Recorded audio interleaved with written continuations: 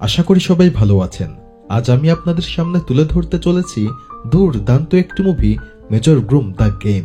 এটি আসলে মেজর গ্রুমের দ্বিতীয় পর্ব। আপনারা যদি প্রথম পর্বটি না দেখে থাকেন তাহলে অবশ্যই সেটি আগে দেখে নেবেন। সেটি অলরেডি আমার চ্যানেলে আপলোড করা রয়েছে। তাহলে চলুন শুরু করা যাক। যাই হোক, আমি আবারও আপনাদেরকে মেজর গ্রুম সম্পর্কে সামান্য ধারণা দিয়ে নেই। সে আসলে খুবই সৎ এবং দক্ষ পুলিশ অফিসার। তবে তার কাজ করার ধরন সাধারণ পুলিশ থেকে বেশ কিছুটা আলাদা। সে তার নিজের মতো করে সব কাজ করে, তা আইনের ভেতর থেকে হোক আর বাইরে। আর সবথেকে বড় কথা, তার মধ্যে একটি বিশেষ সুপার পাওয়ার ছিল যা তার জীবনে সবথেকে বড় প্রভাব ফেলেছিল। সে আগে থেকেই ভবিষ্যতের কিছুটা অনুমান করতে পারত, যার ফলে সে আগে থেকেই বুঝতে পারত যে শত্রুরা কখন কোন ধরনের মুভ দিবে এবং সে অনুযায়ী সে সকল কাজ করত। তবে যেহেতু সে প্রায় আইন না মেনে নিজের মতো করে কাজ করত, তাই প্রায় বড় বড় গন্ডগোল হয়ে যেত। 1 বছর আগে গ্রোম যখন এক ভয়ঙ্কর অপরাধী প্লেগ ডক্টরকে ধরেছিল, আসলে প্লেগ ডক্টর ছিল সার্গাই নামের এক কম্পিউটার জিনিয়াস। সে এক মাল্টিমিলিয়নার ছিল। যারা প্রথম পর্ব দেখেছেন তারা খুব ভালো করেই জানেন সে এক বিশেষ কস্টিউম পরে ধনী ও দুর্নীতিগ্রস্ত মানুষদেরকে শাস্তি দিত। আসলে সার্গাই এক বিশেষ মানসিক রোগে ভুগছিল, যার নাম মাল্টিপার্সোনালিটি ডিসঅর্ডার। এটি এমন এক ধরনের প্রবলেম যার ফলে একটি মানুষের মধ্যে একাধিক সত্তা থাকে, মানে একাধিক ব্যক্তি। যেমন তার মধ্যে সে ছিল এবং সে বাদেও ছিল তার এক বন্ধু যে যুদ্ধে গিয়ে মারা গিয়েছিল, তার নাম ছিল ওলেগ। আর সার্গাইয়ের ভেতরে ওলেগ নামের এই সত্তাটি গরিবদেরকে সাহায্য করত। কিন্তু অন্যদিকে যে সকল ধনী ব্যক্তি যারা দুর্নীতির সঙ্গে যুক্ত ছিল তাদেরকে সে নির্মমভাবে হত্যা করত। আর এসব করতে গিয়ে সে পুলিশ স্টেশনে উড়িয়ে দিয়েছিল। আর এ কারণেই গ্রুম তাকে গত পর্বে বন্দী করেছিল এবং আদালতে পাঠিয়ে দিয়েছিল। কিন্তু সে মানসিকভাবে অসুস্থ হওয়ায় তাকে জেলে না দিয়ে মানসিক হসপিটালে পাঠিয়ে দেয়া হয়। তবে তারপরেও সে ছিল গরিবদের সবথেকে পছন্দের ব্যক্তি, কারণ সে গরিবদেরকে সাহায্য করত এবং ধনী অন্যায়কারীদের বিরুদ্ধে সোচ্চার হয়েছিল। আর এখন আমরা বর্তমান সময়ে চলে আসি, যেখানে সেন্ট পিটারবার্গের এক জেলে হঠাৎ সব অপরাধী মুক্ত হয়ে যায়। তারা পুলিশদের হত্যা করতে শুরু করে এবং সেলে বন্দি করে ফেলে। শুধু তাই না, বহু নিরপরাধ মানুষকে হস্টেজ করে ফেলে। ঠিক তখনই আমরা সেখানে মেজর গ্রোমকে দেখতে পাই। সে ছিল খুবই শক্তিশালী এবং সে বেশ কিছুটা ভবিষ্যৎ সম্পর্কে জানতে পারত। তাই সে এখন সেই সন্ত্রাসীদের বিরুদ্ধে লড়াই করতে শুরু করে এবং সে একাই এই লড়াই করে সবাইকে আবারও তাদের জেলে ফিরিয়ে দেয়। আর আমরা দেখতে পাই আগের পর্বের মতো এবারও তার সঙ্গে লেফটেন্যান্ট ডিমা রয়েছে। জেল থেকে কাজ সেরে বের হওয়ার পর বহু রিপোর্টার তাদেরকে ঘিরে ধরে এবং প্রশ্ন করে জেলের মধ্যে কি কি হয়েছে এবং কেন হয়েছে। কিন্তু আমরা দেখতে পাই গ্রুম অত্যন্ত শক্তিশালী হলেও রিপোর্টারদের সামনে তোতলাতে শুরু করে, কারণ সে কথা বলায় বেশ একটা ফ্লুয়েন্ট ছিল না। আর তখনই আমরা ইয়োলাকে দেখতে পাই, যে তার গার্লফ্রেন্ড। সে এখন তাকে হেল্প করে এবং সেখান থেকে বের করে নিয়ে আসে। এরই মধ্যে দৃশ্য চেঞ্জ হয় এবং আমরা দেখতে পাই গ্রুমের উপরে প্রত্যেকটি পুলিশ খুবই খুশি হয়েছে, কারণ গ্রুম যদি সেই অপরাধীদেরকে আবারও জেলে পাঠাতে না পারত তাহলে এক ভয়ঙ্কর পরিস্থিতির তৈরি হতো। তারা এখানে পার্টি করতে থাকে এবং এই বিষয়টিকে সেলিব্রেট করতে থাকে। আর এরই মধ্যে সেখানে জেনারেল ফিডোর চলে আসে, যে গরের বাবার খুবই ভালো বন্ধু ছিল। অ্যাকচুয়ালি গ্রমের বাবার মৃত্যুর পর সে সবসময় চেষ্টা করেছে যাতে গ্রম তার অভাব না বোঝে। পরদিন কিছু ডেপুটিস ফেডারের সঙ্গে দেখা করতে আসে। তারা প্রস্তাব দেয় যে এখন থেকে পুলিশদের বদলে নতুন ইন্টেলিজেন্ট ইলেকট্রিক ড্রোনস ব্যবহার করা উচিত। কিন্তু ফেডার তা অস্বীকার করে, কারণ তার মতে মানুষ যে কাজ করতে পারে তা কখনো এআই মেশিন করতে পারবে না। কিন্তু এই নিয়ে তাদের মধ্যে একটি তর্ক বিতর্ক হয়। যারা ড্রোনের কোম্পানি থেকে এসেছিল তারা বলে মানুষের থেকে এই ড্রোনগুলো বেশি উপযুক্ত। তাই জেনারেল এখানে ঠিক করে মানুষ এবং ড্রোনের মধ্যে একটি প্রতিযোগিতা হবে এবং যেই দল জিতবে সেই দলের সিদ্ধান্তই মেনে নেওয়া হবে। আর প্রতিযোগিতার বিষয়বস্তু ছিল এখানে বেশ কিছু টার্গেট দেয়া থাকবে আর দুই দলকেই সেই টার্গেটগুলোকে এলিমিনেট করতে হবে। এরই মধ্যে সেখানে ড্রোন কোম্পানির মালিক হল্টো চলে আসে আর কিছুক্ষণের মধ্যেই প্রতিযোগিতা শুরু হয়ে যায়। প্রথমে মানুষদের পালা ছিল। গ্রম তার দলবল নিয়ে 46 সেকেন্ডের মধ্যে সকল টার্গেট এলিমিনেট করে দেয়। কিন্তু যখন ড্রোনদের পালা আসে তাদের সময় লেগে যায় প্রায় 56 সেকেন্ড, যার ফলে এখানে মানুষেরাই বিজয়ী হয় এবং এই ড্রোনের সকল চুক্তি বাতিল হয়ে যায়। এরই মধ্যে দৃশ্য চেঞ্জ হয় এবং আমরা গ্রম এবং তার গার্লফ্রেন্ড ইউলিকে দেখতে পাই। তারা একটি রুফটপ রেস্টুরেন্টে চলে আসে। এটি ছিল তাদের জন্য এক বিশেষ দিন, তাই তারা একে অপরকে গিফট দেয় এখানে দেখা যায় ইউলি তাকে একটি স্মার্টফোন গিফট করে, কিন্তু গ্রোম সেটি নিতে অস্বীকার করে, কারণ গ্রোমের মতে এই স্মার্টফোন একদম অনিরাপদ। এই স্মার্টফোনের মাধ্যমে যে কোনো ব্যক্তির যে কোনো তথ্য যে কোনো মুহূর্তে নিয়ে নেওয়া সম্ভব। তাই সে একটি নোকিয়া ফোন ইউজ করে, আর সে এখানে ইউলিকে একটি গিফট দেয় এবং এটি দেখা যায় একটি চাবি। এটি ছিল একটি অ্যাপার্টমেন্টের চাবি, তার মানে সে এখানে তাকে একসঙ্গে থাকার অফার করে, আর এতে ইউলি খুবই খুশি হয় এবং তারা একে অপরকে জড়িয়ে ধরে। কিন্তু তখনই আমরা দেখতে পাই সেখানে একটি খেলনা ট্রাক চলে আসে, আর সেটির সঙ্গে বোমা সেট করা ছিল, আর সঙ্গে সঙ্গে সেটি সেখানে ব্লাস্ট হয়। যদিও গ্রোম নিজেকে এবং তার গার্লফ্রেন্ডকে সেভ করে ফেলে, তবে সে দেখার চেষ্টা করে এই ট্রাকের পেছনে কে ছিল, আর তখনই সে দেখতে পায় দূরের একটি বিল্ডিংয়ে একটি মাস্ক পরা লোক দাঁড়িয়ে রয়েছে। সে বুঝতে পারে এই লোকটি রিমোট কন্ট্রোল দিয়ে তাদেরকে মারার চেষ্টা করেছে। এতে গ্রোম প্রচন্ড রেগে যায় এবং জীবনের ঝুঁকি নিয়ে বড় একটি জাম্প করে সেই বিল্ডিংয়ে চলে আসে। এর ফলে সেই মুখোশ পরা ব্যক্তি এখন সেখান থেকে পালানোর চেষ্টা করে, কিন্তু গ্রোমও কম না, সে তাকে তাড়া করে এবং এক পর্যায়ে তারা একটি বিল্ডিংয়ের ভেতরে চলে আসে। এখানে দুইজনের মধ্যে দুর্ধর্ষ ফাইট হতে থাকে। এই মুখোশ পরা ব্যক্তির কাছে বেশ কিছু হাইটেক যন্ত্রপাতি ছিল, যার ফলে গ্রোম তার সঙ্গে সহজে পেরে উঠছিল না, আর সে এখন গ্রোমকে ধাক্কা দেয় এবং গ্রোম বিল্ডিং থেকে নিচে পড়ে যায়। কিন্তু তার ভাগ্য ভালো ছিল, নিচে বেশ কিছু ময়লার স্তূপ থাকায় সে প্রাণে বেঁচে যায়। তবে তখনই তার কাছে একটি কল আসে, আর এই কলটি করেছিল কিছুক্ষণ আগের সেই মুখোশ পরা ব্যক্তি। সে এখন তাকে বলে, আমি শহরের বিভিন্ন জায়গায় বোমা সেট করে রেখেছি, তুমি যদি পারো তাহলে মানুষদেরকে বাঁচিয়ে নাও। সে এখন গ্রোমকে বেশ কিছু ক্লুও দেয়। এখন এই ক্লুগুলো মিলিয়ে গ্রোমের মনে হয় এটি নিশ্চয়ই প্যালেস হবে। সে দৌড়ে প্যালেসের কাছে চলে আসে। সে প্যালেসের দিকে আগাতেই থাকে, কিন্তু তখনই আমরা দেখতে পাই পেছনকার একটি স্ট্যাচু বোমা ব্লাস্টের কারণে ভেঙে পড়ে। এরই মধ্যে সেই মুখোশ পরা ব্যক্তি তাকে আবারও কল করে এবং বলে, তোমার অনুমান ভুল ছিল, আসলে সেটি প্যালেস হবে না, সেটি হবে সেই স্ট্যাচুটি। সে আরো বলে, দেখো আমি শহরের বিভিন্ন জায়গায় বোমা সেট করে রেখেছি, আমি খুব ভালো করেই বুঝতে পারছি তুমি একটি বোমা ব্লাস্ট হওয়া থেকে আটকাতে পারবে না, যার ফলে প্রচুর মানুষ মারা যাবে। তবে এর একটি সহজ সমাধান রয়েছে, তুমি যদি চাকরি থেকে ইস্তফা দাও, মানে পুলিশের জব ছেড়ে দাও, তাহলে আমি আর একটি বোমাও ব্লাস্ট করব না। আর তুমি যদি রিজাইন না করো, তাহলে যে মানুষগুলো মারা যাবে তার একান্ত দায়ভার তোমার। শুধু তাই না, মুখোশ পরা ব্যক্তি তাদেরকে এও বলে দেয় তাদের মধ্যে এখন যেই কথা হলো তা যেন বাইরে প্রকাশ না পায়, তাহলে সে সকল বোমা এক্ষুনি ব্লাস্ট করে দেবে। এরই মধ্যে দৃশ্য চেঞ্জ হয় এবং আমরা দেখতে পাই এত বড় বিস্ফোরণের পর পুরো শহর কেঁপে উঠেছে এবং টিভি চ্যানেলসের সকল মানুষ পুলিশদেরকে ঘিরে ধরেছে এবং তাদের কাছ থেকে এর জবাব চায়, কিন্তু তাদের কাছে এর কোনো উত্তরই ছিল না। সবাই এখন গ্রোমকে খুঁজতে থাকে, কারণ সে ছিল পুলিশদের মধ্যে সবথেকে দক্ষ ব্যক্তি, কিন্তু কোথাও তাকে পাওয়া যাচ্ছিল না।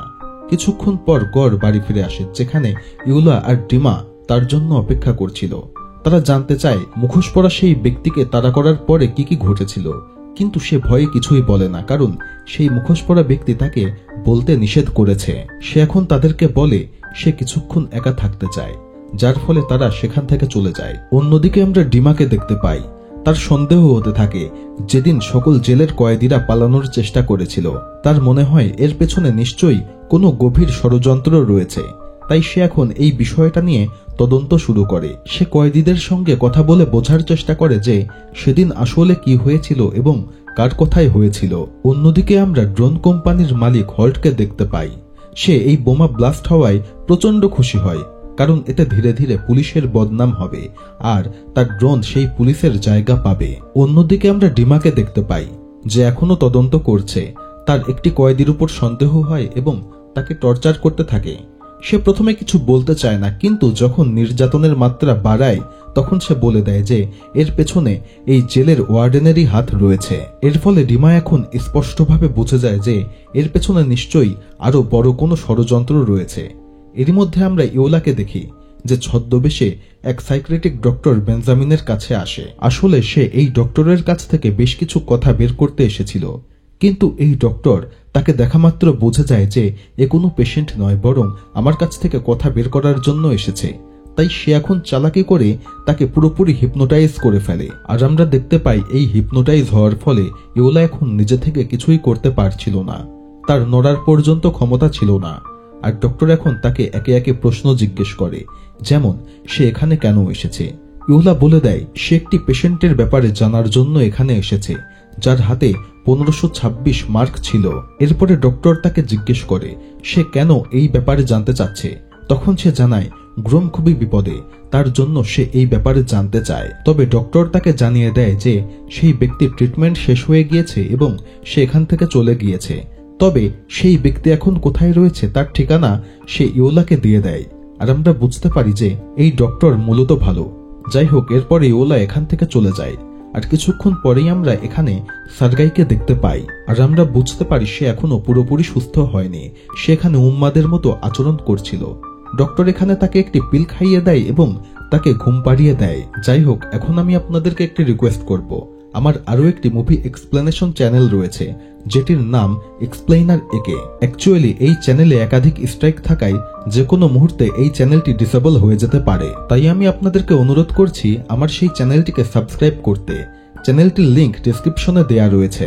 শুধু তাই না, আমার সেই চ্যানেলে এখন থেকে প্রতিনিয়ত বিভিন্ন ধরনের মুভির এক্সপ্লেনেশন দেয়া হবে। এখন আমরা আবারও মুভিতে চলে আসি। আমরা গ্রমকে দেখতে পাই যে একটি পরিত্যক্ত বিল্ডিং এ ছিল এবং একজন সিনিয়র সাংবাদিকের সঙ্গে কথা বলতে এসেছিল। আর আমরা দেখতে পাই গ্রোমও এখন সেই 1526 লেখা ট্যাটুর অর্থ বোঝার চেষ্টা করছে, কারণ সেই ট্যাটুটি গ্রোম সেই মুখোশ পরা ব্যক্তির হাতে দেখেছিল। আর এই সাংবাদিক এখন তাকে বলে এটি মূলত ক্রোপস লিজিয়নের প্রতীক। এটা একটা এলাইট মিলিটারি ইউনিট যারা ভয়ঙ্কর অপারেশন চালায়, আর তাদের প্রত্যেকের হাতে এই 1526 লেখা থাকে, যা তাদের একটি কোড ওয়ার্ড। সেই সাংবাদিক বলে এই মিলিটারি ইউনিট মূলত টাকায় চলে, তবে সবথেকে বড় প্রবলেম এরা মৃত্যুকে ভয় পায় না। এরা একবার যেটা করবে বলে সেটি করেই ছাড়ে, আর নয়তো নিজেরা মারা যায়। আর এটি শোনা মাত্র গ্রোম এখন সন্দেহ করতে শুরু করে হল্টকে। হল্ট হচ্ছে সেই ব্যক্তি যে সেই ড্রোনগুলো বানিয়েছিল। তার মনে হয় নিশ্চয়ই হল্ট ড্রোনের বিজনেস করার জন্য এই চাল চেলেছে।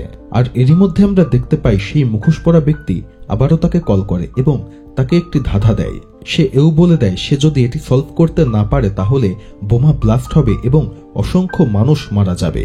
কিন্তু গ্রোম কোনোভাবে এই ধাঁধার মানে বের করতে পারছিল না। এর ফলে সে প্রচন্ড ওয়াইন খেতে থাকে এবং ওয়াইন খেতে খেতে এক পর্যায়ে মাতাল হয়ে যায়। আর এই অবস্থায় সে হঠাৎ করে সেই ধাঁধার উত্তর খুঁজে পায়। সে বুঝতে পারে পরবর্তী বোমা ব্লাস্ট হবে একটি সার্কাসে। সে সঙ্গে সঙ্গে সেখানে চলে আসে এবং মানুষজনকে সচেতন করে।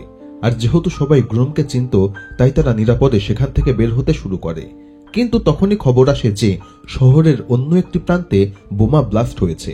তার মানে সে যেই ক্লুটি বের করেছিল এটি ছিল ভুল। আর এর ফলে যেই ঝামেলা সৃষ্টি হতে থাকে সেটি হলো মানুষজন এখন গ্রোমকে আর বিশ্বাস করতে পারছিল না। তাই এখন জনগণ গ্রোমের বিপক্ষে চলে যেতে শুরু করে।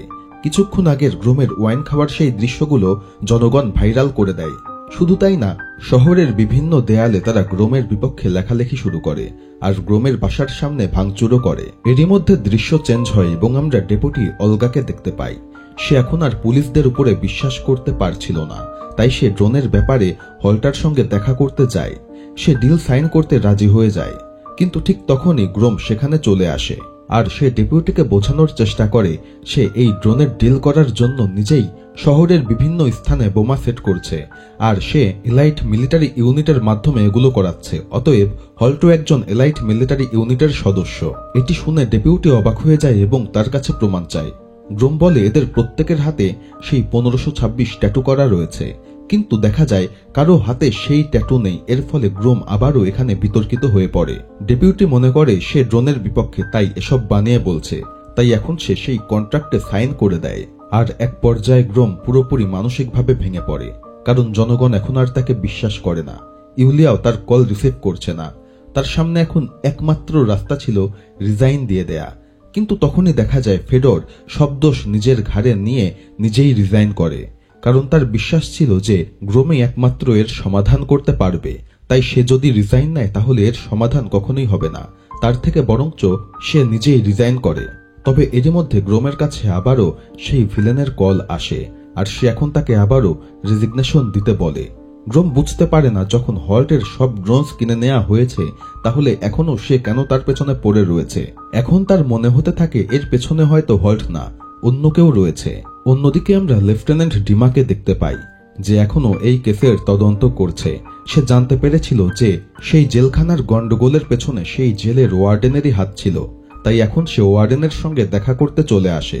কিন্তু সে আসা মাত্র দেখতে পায় ওয়ার্ডেনের গাড়ি ব্লাস্ট হয়ে ওয়ার্ডেন মারা যায়। তার মানে শত্রুপক্ষ আগেই জানতে পেরেছিল যে ডিমা তার সঙ্গে দেখা করতে যাবে, তাই সে আগে থেকেই সেই ওয়ার্ডেনকে সরিয়ে দেয়। কিন্তু ডিমা এখানে অনেক বড় একটি ক্লু পায়। সে এই বোমা ব্লাস্টের মধ্যে এক এমন গন্ধ পায় যেই গন্ধটি থাকতো সার্গাইয়ের বোমার মধ্যে। সে অবাক হয়ে যায়। সে ভাবতে থাকে সার্গাই তো এখন মেন্টাল হসপিটালে রয়েছে, তার থেকে বড় কথা তার যত অস্ত্র সব তো পুলিশ বাজেয়াপ্ত করে নিয়েছে, আর সার্গাই ছাড়া সেই বোমা বানানো প্রায় অসম্ভব। তাই সে এখন পুলিশ স্টেশনে চলে আসে, যেখানে সার্গাইয়ের কাছ থেকে বাজেয়াপ্ত করা সকল অস্ত্র ছিল। আর গিয়ে দেখতে পায় সেখানে কোনো অস্ত্রই নেই। তার মানে পুলিশের ভেতরকার কেউই সেই অস্ত্র বাইরে কোথাও বিক্রি করে দিয়েছে। অন্যদিকে আমরা ইউলিয়াকে দেখতে পাই, যে গ্রোমের কল ধরছিল না, আর এখন আমরা দেখতে পাই সে মূলত 1526 নিয়ে তদন্ত করছে। সে ওই ব্যক্তির ঠিকানায় চলে আসে যেই ব্যক্তির ঠিকানা ডক্টর তাকে দিয়েছিল। আসলে সে ক্রোপস লিজিয়ন এরই একজন প্রাক্তন সদস্য ছিল। সে জানায় সব বোম ব্লাস্ট করছে ওলেগ ভলকভ, মানে যে সার্গাইয়ের বন্ধু ছিল এবং মিলিটারিতে ছিল। কিন্তু ইউলিয়া তাকে বলে সে তো 7 বছর আগেই মারা গিয়েছে। তখন এই ব্যক্তি ইউলিয়াকে বলে শুধুমাত্র যেই ব্যক্তিরা মৃত বলে পরিচিত তাদেরকেই এই বাহিনীতে নেওয়া হয়। আর এখানে আমরা এই মুভির আসল ঘটনা জানতে পারি। অ্যাকচুয়ালি হল্ট মানে যে ড্রোন কোম্পানির মালিক, সেই এই সবকিছুর পেছনে ছিল। সে ওলেগকে বলেছিল শহরে এইরকম ব্লাস্ট করতে, যাতে পুলিশদের উপরে দুর্নাম চলে আসে এবং তার ড্রোন বিক্রি হয়। তো কথা মতো সবকিছু ঠিকঠাকই চলছিল। কিন্তু হল্টের আবার মনে হয় যদি ওলেগকে ধরে ফেলে তাহলে তো তার ব্যাপারে সবাই জেনে যাবে। তাই হল্ট বিশ্বাসঘাতকতা করে ওলেগকে মারার জন্যই লোক পাঠায়। কিন্তু ওলেগকে মারা তার পক্ষে কোনোভাবেই সম্ভব ছিল না। সে হল্টের সবাইকে মেরে ফেলে এবং হল্টকে বলে এই শহর ছেড়ে চলে যেতে, তা না হলে সে তাকেও মেরে ফেলবে। আর ইউলিয়া যেহেতু সাংবাদিক ছিল, তাই সে নিউজ ক্লিপ করে এটি সব জায়গায় ছড়িয়ে দেয়। এখন পুলিশেরা জানতে পারে এর পেছনে রয়েছে ওলেগ, তাই তারা ওলেগকে গ্রেপ্তারের জন্য রেডি হয়ে যায়। কিন্তু তাদেরকে কষ্ট করে ওলেগকে খুঁজতে হয় না, কারণ ওলেগ নিজেই ফোন করে তার লোকেশন দিয়ে দেয়। এখন পুরো পুলিশ বাহিনী সেদিকে রওনা দেয়। কিন্তু গিয়ে তারা অবাক হয়ে যায়, যেই লোকেশন ছিল সেখানে গ্রোমের আঙ্কেলকেই বোমা সেট করে বসিয়ে রাখা হয়েছিল। আর কিছুক্ষণের মধ্যে সেই বোমা ব্লাস্ট করিয়ে দেয়া হয় এবং তার আঙ্কেলের মৃত্যু হয়। আর এরই মধ্যে একটি প্লেব্যাক দেখানো হয়। আর এখান থেকে আমরা জানতে পারি ওলেগ তার বন্ধু সার্গাইয়ের কথাতেও এগুলো করছে, কারণ গত পর্বে সার্গাইকে গ্রেপ্তার করেছিল গ্রোম। তাই সে তার বন্ধুকে বলেছিল যাতে গ্রোমের সকল পরিচিত ব্যক্তিকে মেরে ফেলা হয় এবং তিলে তিলে গ্রোমকেও শেষ করে দেয়া হয়। অন্যদিকে আমরা ডিমাকে দেখতে পাই, যে তদন্ত করে এই আসল ঘটনা জানতে পারে। সে এখন গ্রোমের কাছে চলে আসে এবং বলে এর পেছনে সার্গাইয়ের হাতও রয়েছে। এটি শুনে গ্রোম প্রচন্ড রেগে যায় এবং সেই অ্যাসাইলিয়ামে চলে আসে আর সার্গাইকে এখানে প্রচন্ড মারধর করতে শুরু করে। তবে এরই মধ্যে সেখানে ডক্টর এবং তার সিকিউরিটি গার্ডেরা চলে আসে এবং গ্রোমকে থামায়। এরপরে ডক্টর তাকে বোঝায় যে তুমি কখনোই সার্গাইয়ের কাছ থেকে কোনো কথা বের করতে পারবে না, কারণ তার মধ্যে ডুয়েল পার্সোনালিটি রয়েছে আর এই রোগ পুরোপুরি দুটি ভিন্ন সত্তা। সেখানে আরও একটি জিনিস দেখায় যে সে যখন স্বাভাবিক থাকে তখন তার চোখের কালার থাকে একরকম, এবং যখন অন্য একটি ব্যক্তিতে রূপান্তরিত হয় অটোমেটিকলি তার চোখের কালারও চেঞ্জ হয়ে যায়। শুধু তাই না, ডক্টর বেঞ্জামিন এখন গ্রোমকেও হিপনোটাইজ করে ফেলে এবং তাকে বোঝায় যে একজন ব্যক্তি সবসময় হিরো থাকতে পারে না, তোমার সময় এখন শেষ, তুমি সত্যটা মেনে নাও। এরই মধ্যে আমরা ওলগাকে দেখতে পাই। সে কর্নেল ফেডরকে শেষ শ্রদ্ধা জানায় এবং একই সাথে হল্টের ইলেকট্রনিক ড্রোনসগুলোকে চালু করে দেয়। ঠিক তখনই ওলেগ একটি বিল্ডিং দখল করে নেয় এবং সেখান থেকে সকল সিস্টেম হ্যাক করে ফেলে। সে বিভিন্ন ডিভাইসেস ট্রান্সপোর্ট স্টেশনের গেট বন্ধ করে দেয়, ফলে কেউ আর রেলের স্টেশন থেকে বের হতে পারে না। শুধু তাই না, সে সকল জায়গায় বম্ব ডিটেক্টর ড্রোনসের ফাংশনও বন্ধ করে দেয়। এরপর সে ঘোষণা দেয় 3 ঘন্টার মধ্যে গ্রোমকে হত্যা করতে হবে, আর তা না হলে স্টেশনে বন্দী সকল মানুষকে সে বোমা ব্লাস্ট করে মেরে ফেলবে। আর কথা বলা মাত্র শহরের সকলে এখন গ্রোমের বাড়ির সামনে চলে যায় এবং তাকে মারার চেষ্টা করে, যদিও পুলিশ তাদেরকে আটকানোর চেষ্টা করে। আর অন্যদিকে আমরা গ্রোমকে দেখতে পাই, সে একটি বিল্ডিং এর ছাদে বসেছিল। সেখানে ডিমা আর ইউলিয়া এসে তার সঙ্গে দেখা করে। গ্রোম পুরোপুরি ভেঙে পড়েছিল।